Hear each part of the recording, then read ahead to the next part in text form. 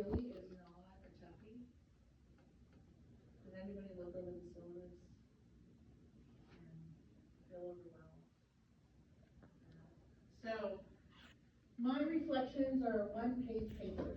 Now, the one thing I am going to teach y'all how to do is how to write an APA.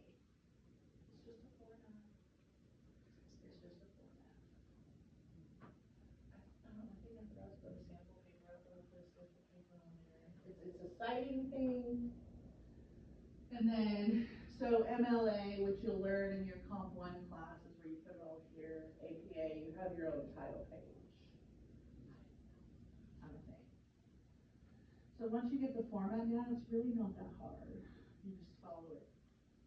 And my reflections are your opinion to tell me how you relate to what I'm asking to your real life. So like attaching your real life scenarios to what I'm asking. Like the first paper is nature versus nurture. Do you think nature shapes us more, or do you think nurture shapes us more?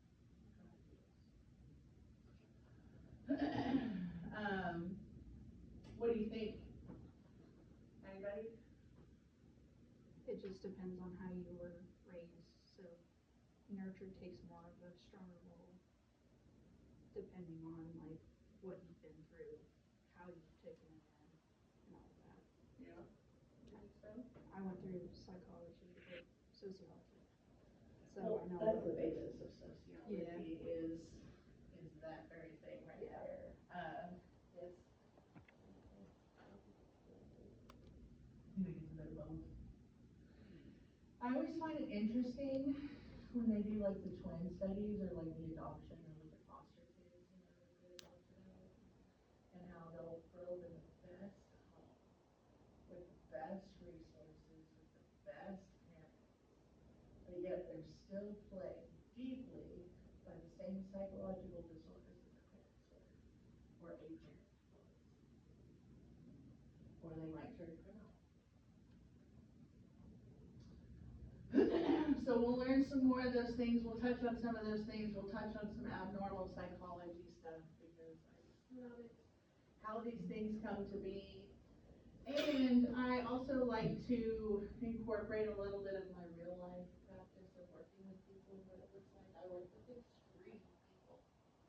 I work with people with multiple personalities, schizophrenia, severe bipolar, severe PTSD. I think sometimes I'm a glutton for punishment. However, it's where I thrive. All right, roll up the sleeves. Here we go. Because if I didn't think people could heal, I would not be a counselor. Straight up. Why would I waste my time? I'm a very solution-focused person, so I'm always looking for the root immediately. I'm like, all right, it's in there. We're gonna find it. And then the drastic change when I can find the root with people, you know, is what we come to believe based on our childhood. Do you think your childhood shapes you? Yes. Do you think your parents shape you more, or do you think your peers shape you more? Peers.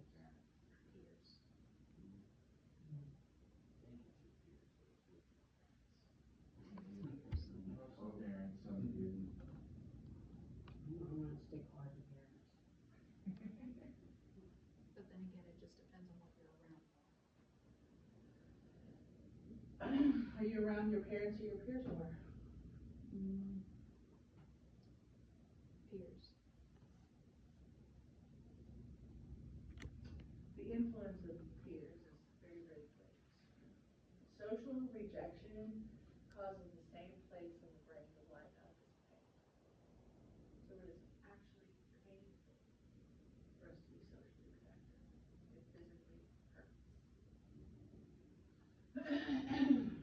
Now, you know, the brain has a lot to do with it. And we'll talk more about the brain in chapter 2. But the brain has a lot to do with it. Like schizophrenia. Schizophrenia if a woman is pregnant and she has the flu, that baby is 50% more likely to have schizophrenia later in life. And my mother who did not have the flu when she was pregnant. What? What? You ever heard that before? She said that in normal psychology. It's damage to the brain. Damage to the brain. I can't figure out how to get this book. No? Have you contacted the library? No. Yeah. The library would be a good start. Half.com sometimes is like that. I mean, I have it, but I can't figure out how to. You mean have the ebook? So what did you log into like fill in like did you advertise everything and put in the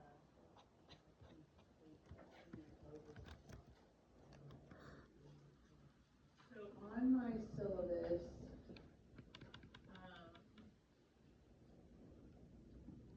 I was trying to get here early and have you help me with that, but I looked at the light bus and there's just and I tried. yeah, it's pretty crazy now. They got like 40 people in a room. I have my own. You have your own room? Oh, nice. Cause you have kids. On the syllabus.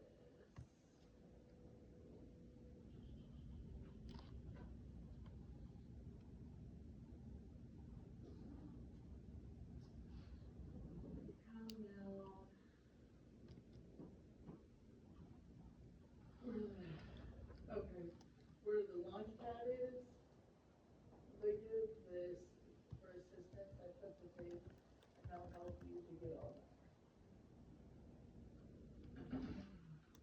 But you're not enrolling in a class, you're just getting the ebook. Cause I don't do anything, any assignments or anything on the Macmillan page, I just bring up the ebook. All of your assignments will be on Blackboard. But to get the ebook, they have, right here, macmillan.force.com/macmillan for assistance if you can't access the book. Do you see that? I know that's not super helpful, but other than that, it would be, did you buy it through the library or did you buy it online? From the RSU thing? Yeah, just. Okay, I would contact them, and they would be the ones probably to tell you how to get on there if your code isn't working, because your code should work. Which, so, I don't The know. access code that they give you, that you gotta put in to get it, to pull it up. If you bought the ebook, they gave you a code that you had to enter on the website. That code, if it's not working, they should issue you.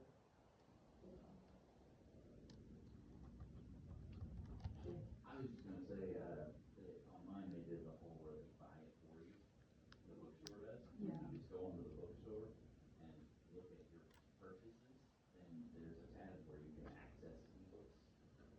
And on that tab, my book just pulls up automatically, no code, no anything, but it's through the bookstore. Did you hear that? Access ebook. Yeah. Sorry, I'm diabetic. I blood sugar's running through the morning. That's what, it's my fault. That's okay. I'll see if I can, it looks like mine. Yeah, on bookshelf. And then just, and now you're into the book. Ta-da, yay! Prizes for Friday. Thank you so much. Thank you.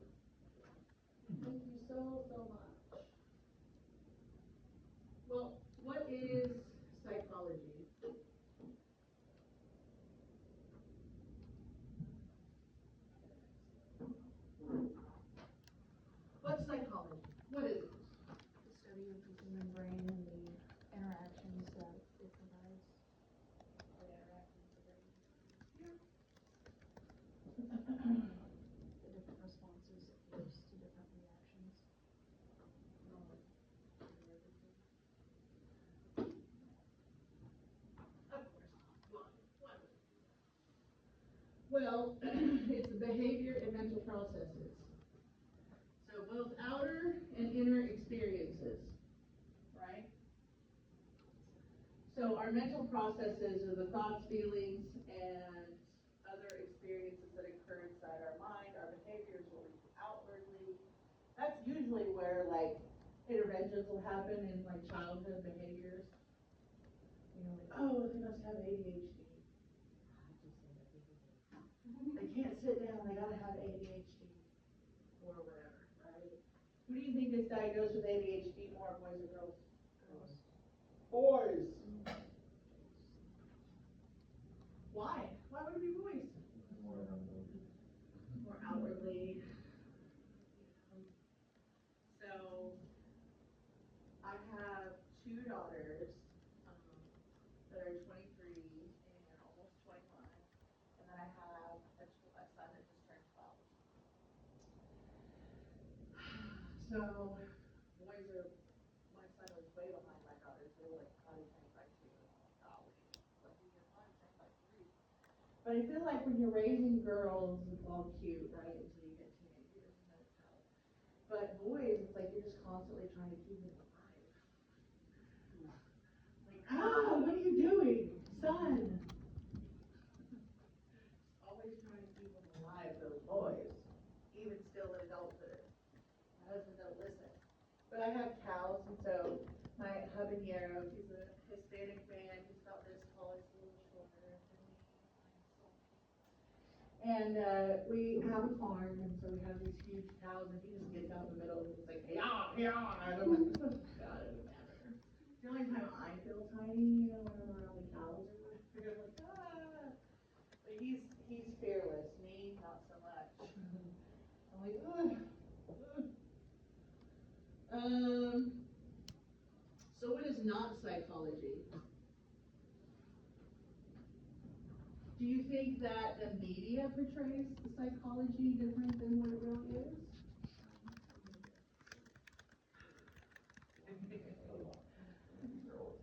Yeah, like that movie Split. Where you have like multiple personalities, right? My mom made me watch it. Your mom made you watch it? Well, She has a master's in psychology. she's like, watch this. Yeah, I don't even watch that stuff. I know, because I work with people. I don't even watch, like, I know everybody's like into crime shows and murder, and like, I can kind of find it. It's very cool. I work with the same girls. So I don't put, I have to be careful of what I put into my system because of what I hear all day. And like, I can get secondary trauma from what I hear, and a lot of times I'll visualize what people are saying, but I can't get that vision out of my head. Oh, does she? I hate it too, like, what was that, Harley Quinn or whatever, where she was a psychiatrist and then they went off and fall in love, like, yeah, some counselors or whatever, psychiatrists fall in love with their patients, and that's not typically the norm. You know, like.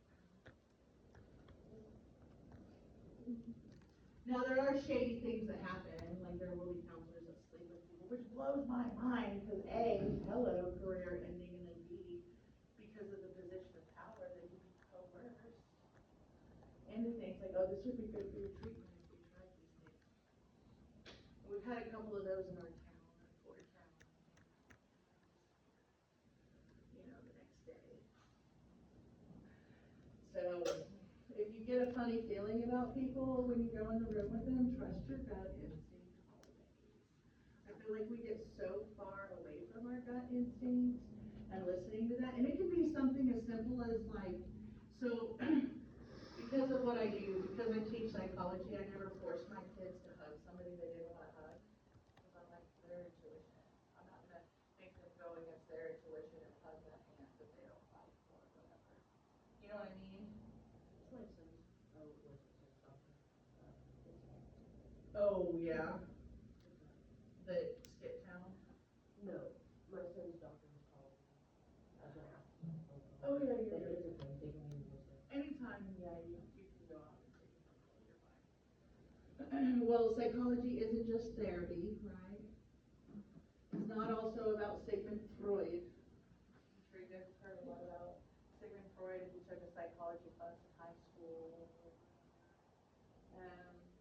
believed everything came down to sex, and that your subconscious was, geared around just that.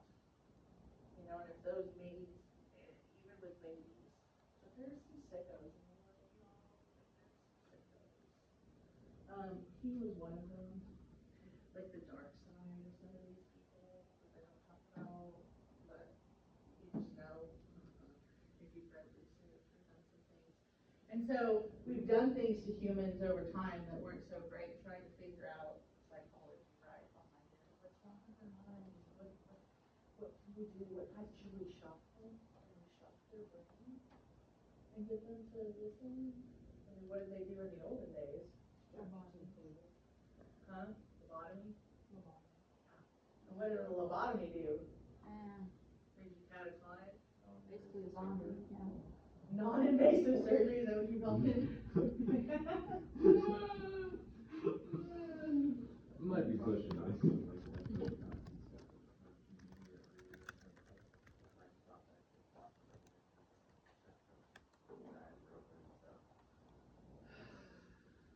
Or, did you guys ever see the movie Me, Myself, and Irene?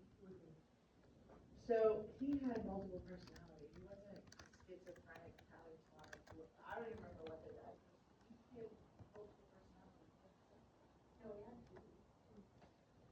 He had multiple, he didn't have the long list of diagnoses they gave him.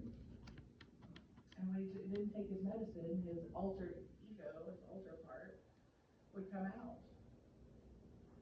Now, if we go back even further, what did they think people with mental health had? What was wrong with them? No, because that's my demons, which are we're gonna get the demons.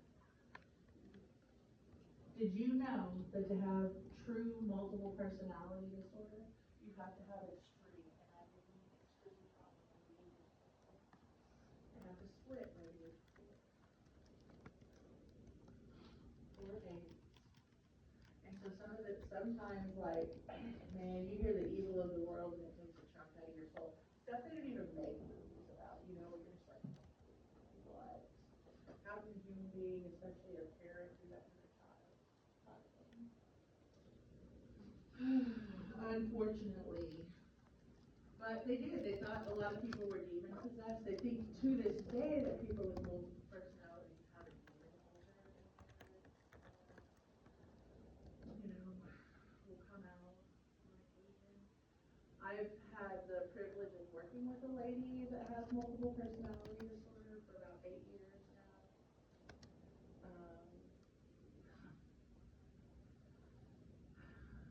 It's hiding in plain sight.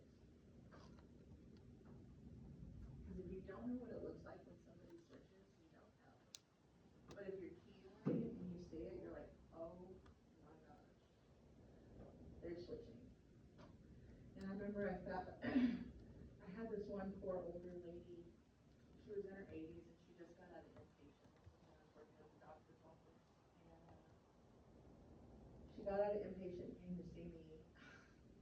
And she creeped me out though. She was switching, but then she'd try to act like me. So everything I did, she would mirror what I did. So I'd be like listening. She'd be like,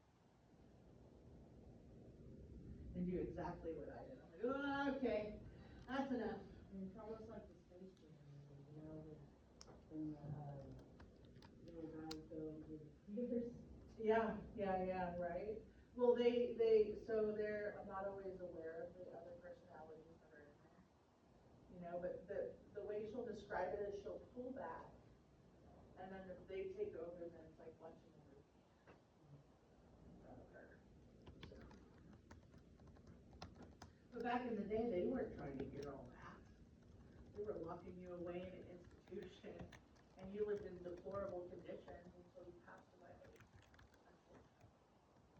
And then you'd have those mad doctors that would do experiments on you. You're like, oh, well, mentally ill, okay. Or just experiments in general, which we'll talk about some experiments that we saw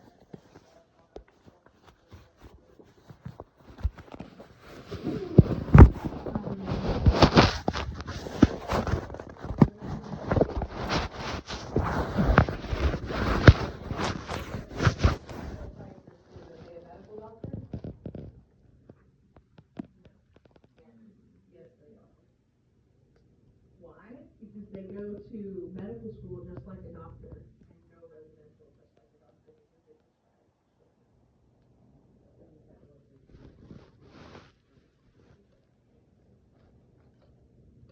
Absolutely. You go and it's not just getting a master's or a doctorate degree for a psychiatrist, you go to medical school, like a residential program, just like a doctor for 4 years. To be able to prescribe meds. And so psychologists, they're not medical doctors, they're just trained to test and know which test to give people. So if you were in elementary school and you took a big O test and then your classes changed, maybe you were on an IEP or something like that, that means it was an individual education plan around you and your limits. Like say you do a Wechsler's intelligence test and it's going to tell you how quickly you can process information, how quickly visually, how quickly when you're actually reading and all of the things. And so maybe you have a deficiency somewhere, they're going to base your classes around that.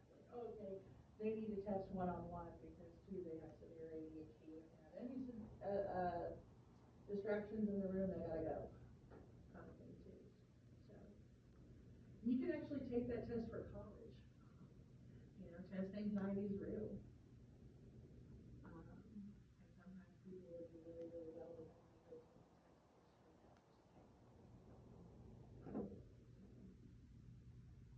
But the psychologist will, you know, be the one to give some of those really heavy diagnoses.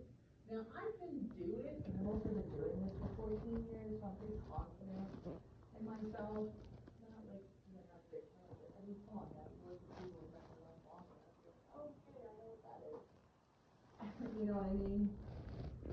You walk around like. No. Absolutely not. Now, sometimes I can't help it. Like if somebody's in the room and they're like, oh, I'm dating this person and you meet them, and I'm just like, oh, no. I'm trying to, psychologist stuff to do, you know, having people that they do, watch a Walmart, people watching. Well, funny enough, so when I teach social psychology, I have them do an experiment, a social experiment. And the last one they did, they went to the Woodland Hills Mall with the one group, and they did a boy and a girl. If they fell, would people help them up? Would they care? And then they would dress them up or dress them down. So you would look homeless or you would be really dressed up. And if that was a variable, you know, like how you look, whether or not people would help you down. Oh, yeah. Well, nobody helped anybody.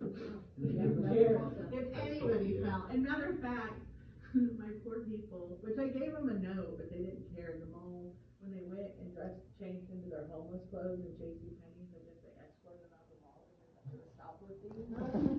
Oh, wow.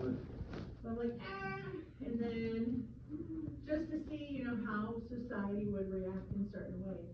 And then I had another group that they created and invented a game. And so they did a lot of it at Outpost over here. And so they would have like a hype crowd.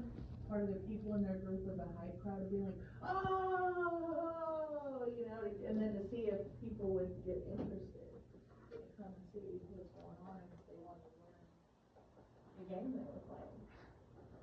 And then of course the variable without the hype crowd. That was fun. Really, really fun. So, nature versus nurture. Nature versus nurture. Nature versus nurture.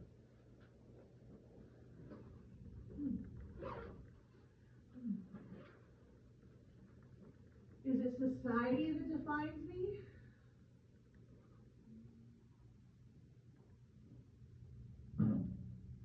Is it my parents that define me?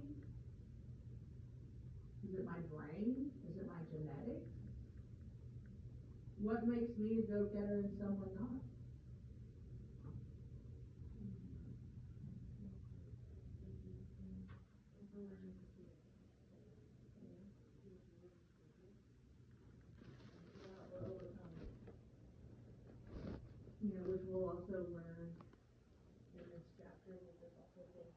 called the word helplessness. Why do anything different if nothing's gonna change?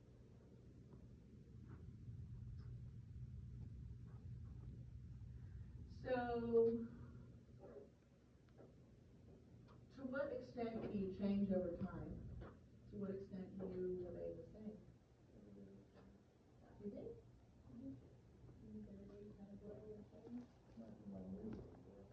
Yeah. Do you think your personality changes?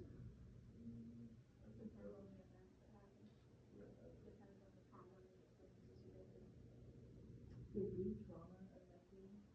Did you know there is one sign that the personality changes? Anybody guess what number?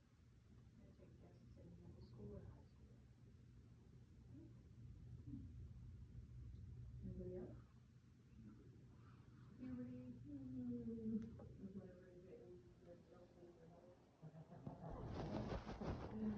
I hate you. When you become an adult, when you transition out of high school into adulting, it changes everything.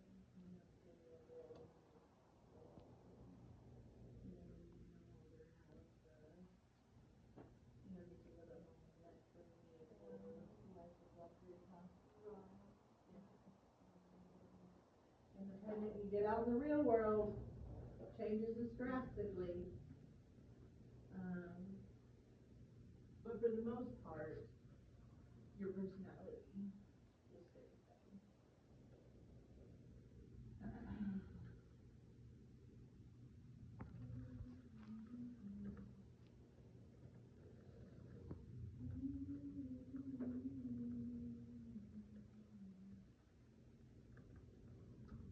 So we have some subfields of psychology, right?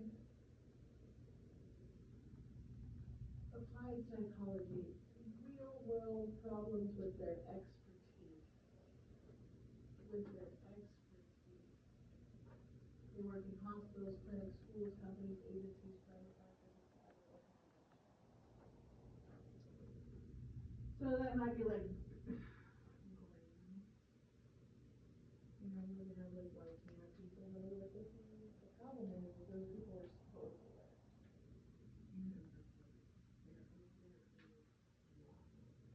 With no money, no amount of money